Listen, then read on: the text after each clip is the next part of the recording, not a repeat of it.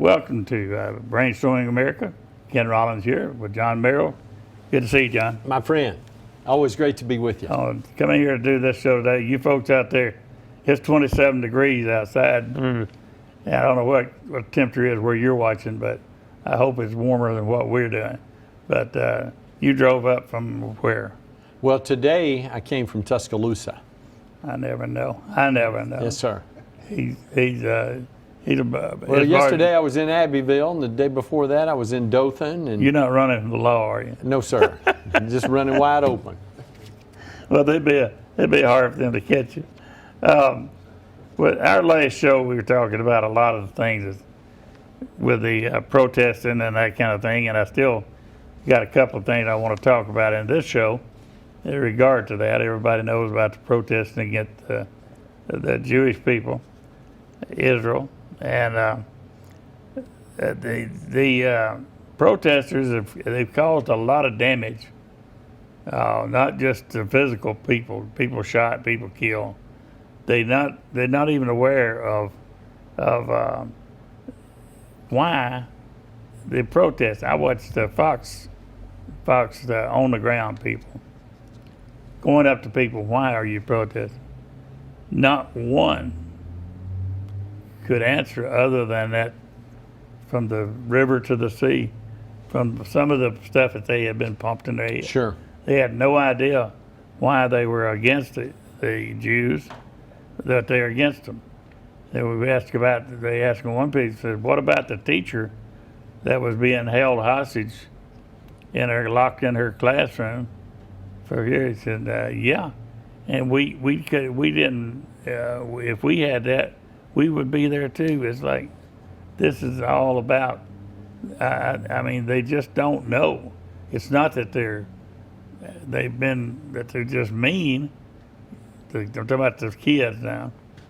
They just don't know better. Ken, they have no conception of what they're talking about or why it's important or what it means historically. You know, one of the things Cindy and I were talking, my wife Cindy and I were talking about 10 days ago about the unrest in the Mideast, and I told her, I said, if you really want to know historically without going back and reading old history books or even going back and starting to read in the Bible about how we got to where we are today with the Middle East conflict, the best way to do that is to read a book that was written back in the late 1980s by the 39th President of the United States, Jimmy Carter, who just recently lost his wife.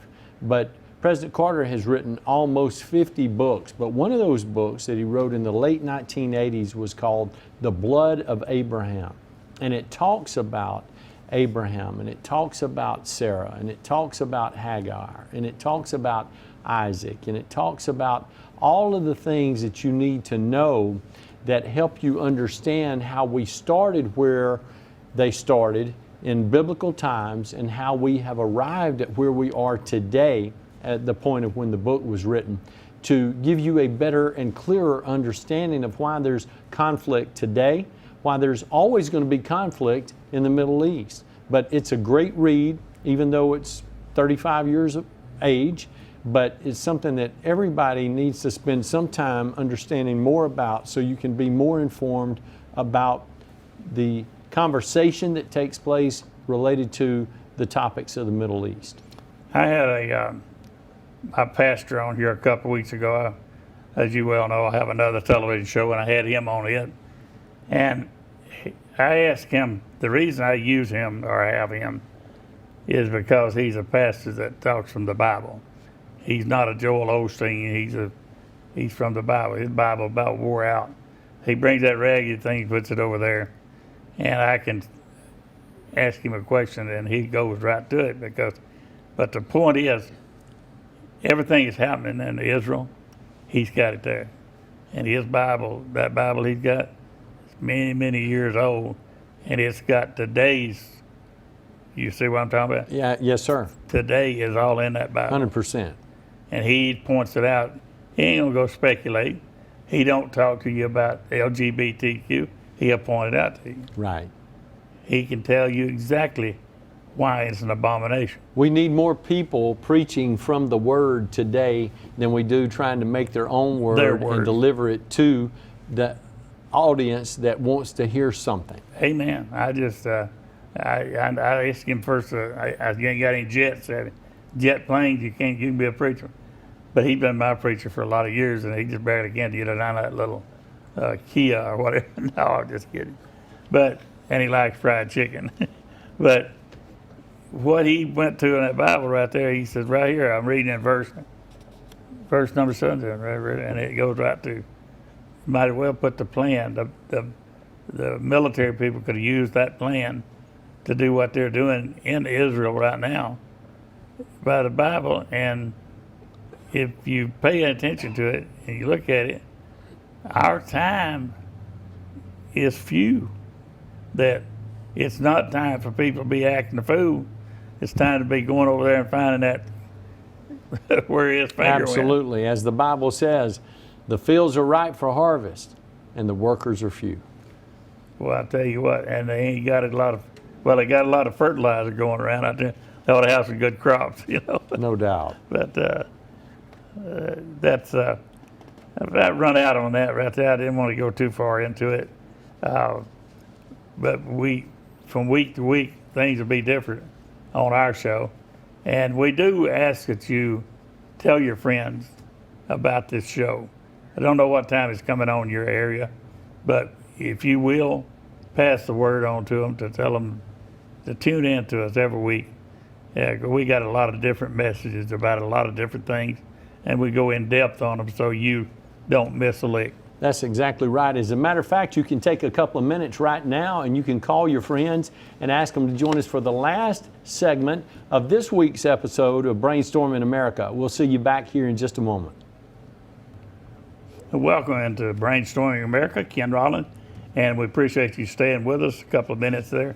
I got one point here I want to talk about. I've seen a lot of keeping up with the legislation that's happening in Congress. And the Democrats have offered it's several bills that's been offered to help Israel, to support Israel or not. But the Democrats have offered different bills than what we've offered. They've offered two bills, major bills on their part, to stop all support of Israel. They've got one other one to cut. They've got three bills. One of them is to cut it, and the other two are to stop it. And then, of course, the Republicans have got bills to add support to.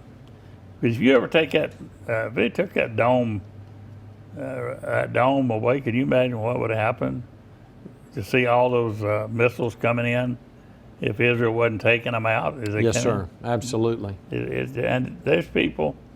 The Democrats won't take them out because they are on the side of Hamas. Well, you know, Ken, I think this is a good time to introduce this because I have not talked about this since it started on October the 7th. But Cindy and I had some friends that were actually in Israel on a tourism expedition when the attack started. And that was a very frightening time for them and very uneasy for them. And yet they were able to complete their tour and to return safely to their homes here in Alabama. But I do think it's important for us to recognize what those people have to be prepared for and what they have to deal with each and every day. Now, I have not been to Israel since December of 2019, but I can tell you that one of the benefits that I had as the Alabama Secretary of State was to participate in a helicopter tour of the country. And we were able to fly all around Israel. And one of the things that was pointed out by the military pilots that actually flew us were the missile silos and where they were based, but also the missiles that were attached to the tops of roofs throughout the city that were prepared to fight back whenever they were actually attacked. And of course, now we've seen that, but it's really disheartening as you are flying around, and we had a view that most people don't get to have because it was an aerial view, to see those missiles that have already been established in points of counterattack, and if necessary, an aggressive first attack in response, to be able to make sure that they are protecting the people that live there in God's chosen land of Israel. But that was an unbelievable experience for me, and it's one that we need to remain in constant prayer about, to support our fellow Christians and brothers and sisters who are actually in Israel and going through this very difficult time. Was that Hillcrest Baptist that you're talking about? Actually, no. There were a couple of people from First Episcopal in Tuscaloosa, and also from the Church of Christ in Tuscaloosa, About that were half just of traveling together. half And of then, Hillcrest. but there were others that were from other parts of the Yeah. state that were actually over there during that particular time. Wow. A friend of ours that's been on the show a lot, his name is Ross Winter, owns some businesses here. Ross was, he volunteers every year for 2 weeks to go to Israel and puts on the uniform of IDF, not for guns, but to do the work, do the Yes, sir. sloppy work. So that soldier can go home. He does that, and then he'll take a prayer. You write a prayer, he'll stick it in the wall for you. Yes, sir. Or he'll say one for you. People like that, I mean, he got stories of just, of the personal relationship with those people. And I had nothing like you getting to fly in a helicopter. And look at him, he's up here in a helicopter. But I had a captain in the Israel Army, IDF, that worked for me at the depot for 90 days. He was here to learn how we do the thing. And he is in my section for 15 to 20 days and so on. So he and I were walking quietly between two buildings one day. And I asked him, plain out, I said, why is it all the other armies around Israel fear Israel so much? He slapped me backhanded in the chest. Where's Entebbe? Where's your, no, Pueblo. Where's USS Pueblo? And of course, I knew that it was in North Korea. That was the ship that was North Korea took hostage of, and I don't remember if we had some kill, but they took the boat and our people. They still have the boat. And he said, you give U.S. Pueblo to Israel, we go get our boat. Now that was his way of explaining to me the difference. And he said, America, he said, we go get our boat. He said, you remember Entebbe? You remember the story of Entebbe? Yes, sir, the raid on Entebbe. And they come back, Israel came back in with a plane disguised and come back in and rescued over 100 and something Israelis. But in that raid, Netanyahu's brother was killed. And but it was one of the greatest things, a big movie about raid on Entebbe. If you ever get a chance to see that, you need to do that. But I just, some of the things, I know why, right before this, if I can get it in real quick, right before we went on the air today, the owner of the station come to tell us that we were like the #1 show out of this station. And we appreciate that from y'all. And that goes back to asking you to let your neighbor know. You be a good guy by saying, hey, I know something that you don't know. You need to tune in, and watch this Brainstorming America, because we put out some good stuff. No doubt about it. And we're about to take our final break for the beginning of the third segment and the final one for this week's episode of Brainstorming America. We'll see you right back. And welcome back to Brainstorming America with Ken Rollins here and with John Merrill. And while we were away, John said something funny. Oh, John, I want you to, we were talking about going to Israel and whatever, and of course he told us all about the helicopter flight he had over Israel. Now, you watch a lot of stations, I know, CBS, ABC, but you ain't heard nobody talking about flying over Israel. And tell about that part there where you did just flying too close. Well, one of the things that happened was that we were able to take a helicopter flight from certain points to go to other points. And we were riding by the Sea of Galilee, and we're riding over on the West Bank. And so I asked our pilot, I said, would you mind going over 30 to 50 yards a little bit farther so we can get a better view of a particular location? And he looked at me, and I had two other Secretaries of State in the seats behind us, and I was sitting up there by him, and he said, Mr. Secretary, I'll be glad to do that, but if I get too close, then they may think that we are actually taking evasive action and are trying to engage them in combat, and so they may choose to fire on us. And I said, I'm fine where we are. You just hold your position. And so he did, but it was something I had not even considered as a viable option for the people that may be viewing what we were doing. You don't have to worry about that flying into became oxygen. very clear very quickly. And you was okay with it? Yes, sir, I was very comfortable. That's why you was a good Secretary of State. You didn't have to negotiate that one. But I thought I'd pass that on to you folks because you got a lot of different things.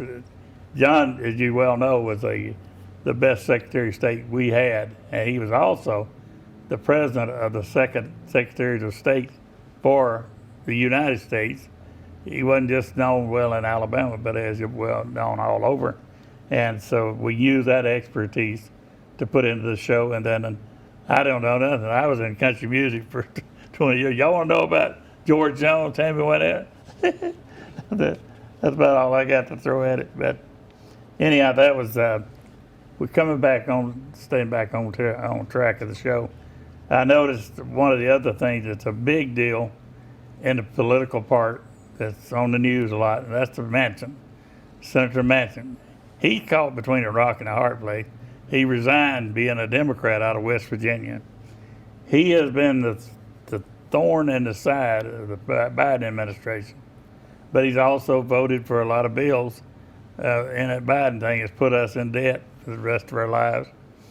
But he's quit there, and there's been a lot of fear that he would run for president. Right, as a third-party candidate. Third party. And I think it's also important to recognize and to acknowledge that Senator Joe Manchin, who is the former Secretary of State in West Virginia, the former governor of West Virginia, and currently a United States Senator from West Virginia, and most notably for most of the people in the state of Alabama, the lifelong best friend of Alabama head football coach Nick Saban, who they grew up together. They've been friends since children. And speak frequently. But Senator Manchin has done a great job on election integrity issues, on several fiscal issues, but he is a Democrat, and he's a moderate Democrat, but he has been a thorn in the side of President Biden, a thorn in the side to Chuck Schumer, who is the Senate Majority Leader, and it has really caused a number of concerns. And now that he has indicated he will not run for re-election, and he's up for re-election in 2024, there are people that are wondering whether or not he's going to run as a third-party candidate. And if he chose to do so, what disarray that might cause for President Biden in his bid to be re-elected, and how people would receive his candidacy. But one thing that you know for sure is that whatever he chooses to do, he would do so with a great deal of energy, enthusiasm, and gusto. And he'd bring with him a big trunk full of money. And if you think back on the days between Bill Clinton and Herbert Walker Bush, the fellow named Ross Perot, they're coming to take us away, they're coming to take. Ross Perot threw that election. He didn't throw it illegally, but he sucked enough away. Twice. He talked about that sucking sound. Absolutely. Absolutely. He did it twice, in 1992 and then again in 1996 when President Clinton was running for re-election and Senator Dole was the Republican nominee. Yeah. So these people, they remember Ross Perot, but I wanted to let them know why that's right. We got 3 minutes. I want to tell, you got a Nick Saban thing. I got a Nick Saban thing, right? Nick Saban was here for TV 24. And he was talking to the young football players up there. And he was telling them, if you play football for me, he turned his back to the audience. He was talking to the football players. If you come to Alabama and you play football, you got to have 3 things. You got to have it in here, you got to have it in here, and you got to have it here. So you can't just be a good football player and come play for Big Saban. You can't be just a good you can't just know good skills. You can't be just good academics. You've got to have academics. You've got to have good football skill, and you've got to have a good spiritual. Right? And I listen to that, all of them. He's talking to all of them like a daddy. And he said something that I took away from there. That was, he said, when you come to the game, you put you dress out. You're on the side, and you come to play football. There's people in those stands that paid money for the tickets. They didn't pay for 75% of your work or 80% of what you can do. They paid for 100% of what each of you can do. You don't have any choices. You give me 100% or you take that uniform off, go to the locker room. So if you're going to dress out for me, you're going to give me 100%. Same thing on the play and on the practice. There's no reason to practice at 30% when you're going to have to do 100 on Saturday. That's right. He made more sense. I said, man, that guy, that day I became a Saban fan. Yes, sir. Because I took that same stuff, don't tell nobody. I took it to a board meeting in Montgomery. I told all them, BFW, American League, all those different guys, when you come here today, we're serving veterans. That's right. Just veterans. Don't leave everything else at the door. I want 100% of you and your mind for those veterans out there. So I was stealing that. It works good. Try it sometime. Yes, sir. It ain't a good one? Oh, look, he is the best. He is. There's no doubt about it. Well, he came through the rough out of West Virginia. Yes, sir. Just to live in West Virginia is rough.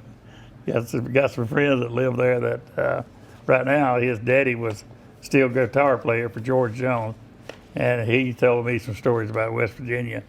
And had a dirt floor in his house. Yes, sir. So that's he's outstanding, and we know that you have taken a very valuable part of your day to join us, and we're so thankful that you did. We hope you'll be back with us again next week for another exciting episode of Brainstorming America.